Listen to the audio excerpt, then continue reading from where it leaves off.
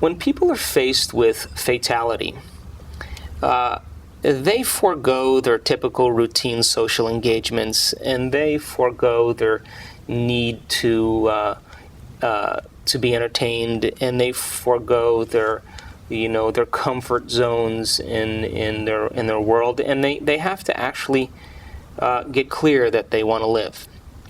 And the people that I studied with Remissions, the beauty behind these people was that they were all simple people, and they had a desire to live, and they had that passion for a new life. They wanted to reinvent themselves. They wanted to become somebody else. They no longer wanted to think and feel in the same way, and they made it the most important thing to themselves.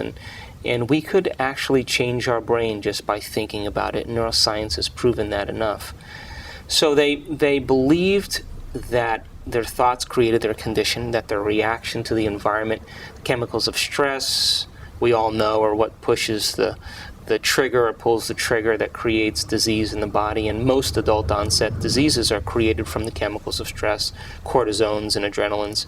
Mm-hmm. They understood that. They understood that they were unhappy for 20 years, and that it was their own thinking and reacting that began to cause their health condition to manifest. And they came right up against the wall and they said, listen, I got to begin to think and act differently. And they began to plan in their mind how they were no longer going to think and act.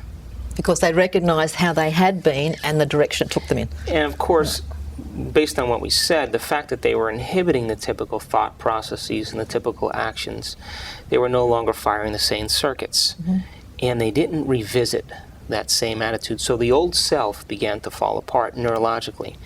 At the same time, they began to mentally rehearse a new way of being. They began to plan and remember the greatest aspect of themselves that they wanted to begin to demonstrate in their lives. And as they began to think about it, they began to make their brain work in new ways, and they actually created a new mind.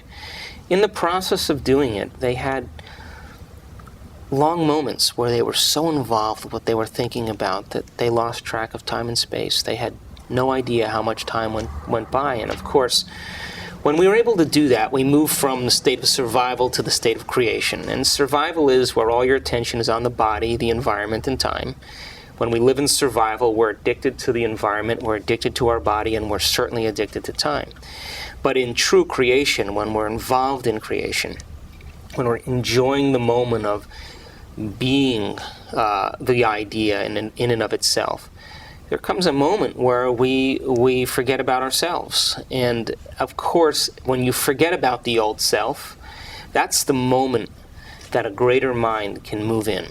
That's the moment when this spiritual aspect of ourselves, this God within, this innate intelligence, this life force, this universal mind, whatever you want to call it, can finally say, he's out of the way.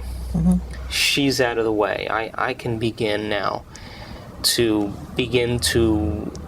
through a greater mind, organize health in the body again. And those people actually, they all had the same thing in common. They all understood that what was keeping their heart beating and that was digesting their food and making 10 million cells every second was the life force that they were connected to.